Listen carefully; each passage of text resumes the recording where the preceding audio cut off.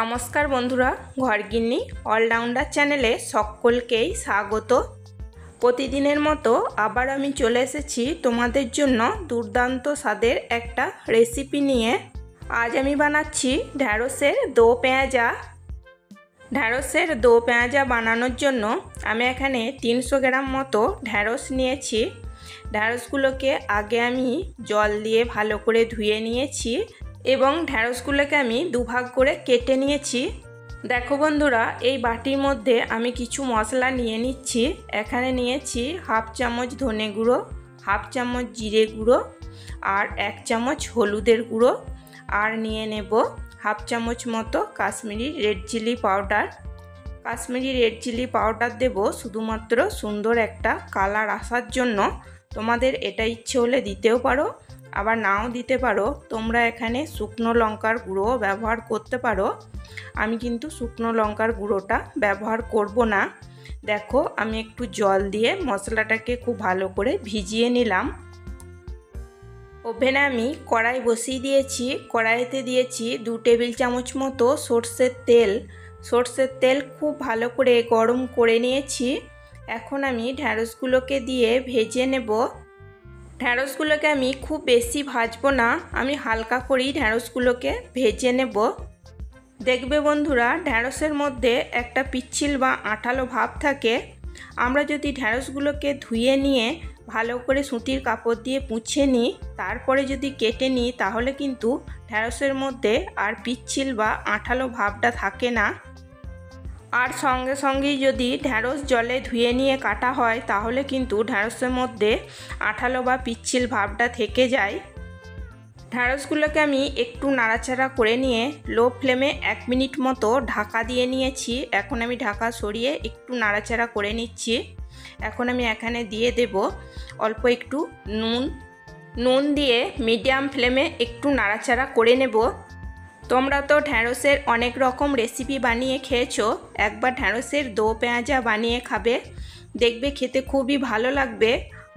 আর এই ঢ্যাঁড়সের দো পেঁয়াজাটা গরম ভাত কিংবা গরম রুটি পরোটার সাথে খেতে খুবই ভালো লাগে। ঢ্যাঁড়সগুলো আমার ভাজা হয়ে গেছে, এর থেকে আমি বেশি ভাজবো না। দেখো, ঢ্যাঁড়সগুলোকে আমি নামিয়ে নিচ্ছি। আমার রেসিপি যদি তোমাদের ভালো লেগে থাকে তাহলে একটা লাইক করে দিও, সাবস্ক্রাইব করো, কমেন্ট করো এবং প্রচুর প্রচুর শেয়ার করে আমার পাশে থেকো। ওই কড়াইতে আরও 2 টেবিল চামচ মতো সর্ষের তেল দিয়ে নিয়েছি। তেল খুব ভালো করে গরম করে নিয়ে ফোড়নে দিয়ে দিয়েছি একটা শুকনো লঙ্কা আর হাফ চা চামচ সাদা জিরে আর 2টো এলাচ। এলাচটা আমি মুখ ফাটিয়ে নিয়ে দিয়েছি। আর দিয়েছি দারচিনির টুকরো আর 2টো লবঙ্গ। একটু নাড়াচাড়া করে ফোড়নটাকে ভেজে নিচ্ছি। ফোড়নটা ভাজা হয়ে গেছে, ফোড়ন থেকে একটা সুন্দর গন্ধ বেরিয়েছে। এখন আমি দিয়ে দিচ্ছি হাফ চা চামচ মতো গ্রেট করা রসুন। রসুনটাকে একটু তেলে নাড়াচাড়া করে আমি ভেজে নেব। রসুন আমি খুব বেশি না, একটু নাড়াচাড়া করে ভেজে নিয়ে এখন আমি দিয়ে দিচ্ছি একটা মিডিয়াম সাইজের পেঁয়াজ। পেঁয়াজটাকেও আমি গ্রেট করে নিয়েছি।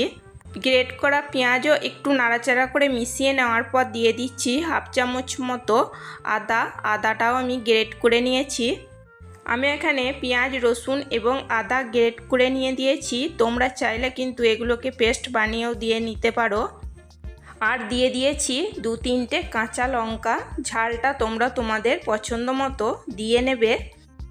এখন আমি গ্রেট করা পেঁয়াজ, রসুন এবং আদা খুব ভালো করে তেলে কষিয়ে নেব কাঁচা গন্ধ যাওয়া অবধি। দেখো বন্ধুরা, গ্রেট করা আদা, পেঁয়াজ, রসুন খুব ভালো করে আমি তেলে কষিয়ে নিয়েছি। দেখো, তেল সেপারেট হতে শুরু করেছে। এখন আমি দিয়ে দিচ্ছি একটা মিডিয়াম সাইজের টমেটো পিউরি। টমেটো পিউরিও আমি মিডিয়াম টু লো ফ্লেমে খুব ভালো করে কষিয়ে নেব টমেটো কাঁচা গন্ধ যাওয়া অবধি। এখানে মশলাগুলো যতটা ভালো করে কষানো যাবে, রান্নার স্বাদটা কিন্তু ততটাই ভালো হবে। ঢ্যাঁড়সের দো পেঁয়াজা বানাতে গেলে একটু টমেটো পিউরি দিয়ে বানালে ঢ্যাঁড়সের দো পেঁয়াজাটা খেতে খুবই ভালো লাগে। দেখো বন্ধুরা, টমেটো পিউরি দিয়েও আমি খুব ভালো করে কষিয়ে নিয়েছি। দেখো তেল রিলিজ হতে শুরু করেছে। এখন আমি দিয়ে দিচ্ছি যে মশলাগুলো আমি আগে ভিজিয়ে রেখেছিলাম সেগুলো দিয়ে দিচ্ছি। মশলার বাটিটা ধুই আমি অল্প একটু জল দিয়ে নিলাম। এখন আমি মশলাটাকে খুব ভালো করে কষিয়ে নেব, মশলার কাঁচা গন্ধ যাওয়া অবধি। মশলা যদি খুব ভালো করে কষিয়ে নেওয়া যায় তাহলে কিন্তু রান্নার স্বাদটা খুবই ভালো আসে। আর মশলাটা যদি খুব ভালো করে না কষিয়ে রান্না করা যায় তাহলে কিন্তু রান্নার স্বাদটা একদমই ভালো হয় না।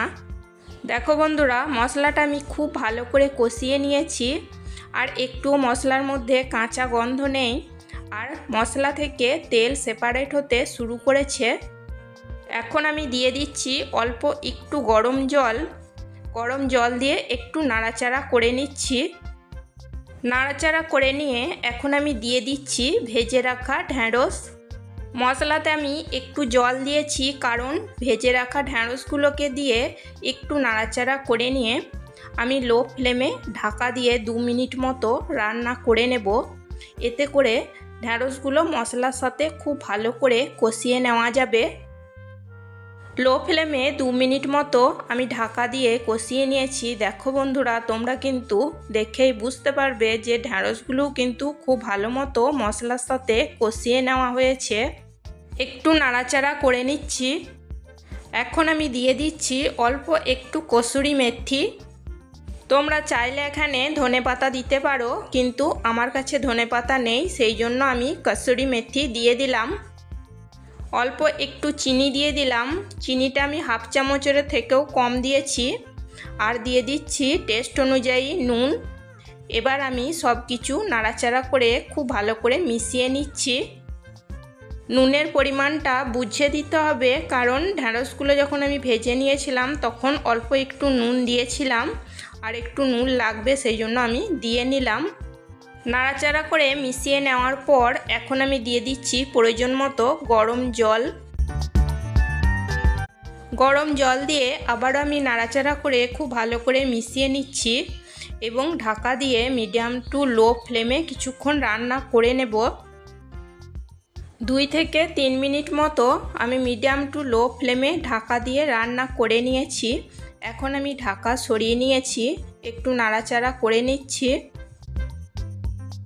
যেহেতু এখানে আমি ঢ্যাঁড়সের দো পেঁয়াজা বানাচ্ছি, তাই এখানে দেখো একটা মিডিয়াম সাইজের পেঁয়াজকে কেটে নিয়েছি এবং পাপড়িগুলো ছাড়িয়ে নিয়েছি পেঁয়াজের। আর একটা বড় সাইজের টমেটোকে টুকরো করে কেটে নিয়েছি, আর একটা ক্যাপসিকাম আমি টুকরো করে কেটে নিয়েছি, আর দিয়েছি কটা কাঁচা লঙ্কা। এবার আমি নাড়াচাড়া করে খুব ভালো করে মিশিয়ে নিচ্ছি। অবশ্যই এরকমভাবে একবার ঢ্যাঁড়সের দো পেঁয়াজা বানাবে, দেখবে খেতে খুবই ভালো লাগবে। খুব ভালো করে আমি মিশিয়ে নিয়েছি। এখানে আর একটু জলের প্রয়োজন, সেই জন্য আমি আর অল্প একটু গরম জল দিয়ে নিলাম। নাড়াচাড়া করে মিশিয়ে নেওয়ার পর এখন আমি মিডিয়াম টু লো ফ্লেমে ঢাকা দিয়ে কিছুক্ষণ রান্না করে নেব। 3 থেকে 4 মিনিট মতো আমি মিডিয়াম টু লো ফ্লেমে রান্না করে নিয়েছি। দেখো পেঁয়াজ, টমেটো এবং ক্যাপসিকাম খুব ভালো মতো নরম হয়ে গেছে।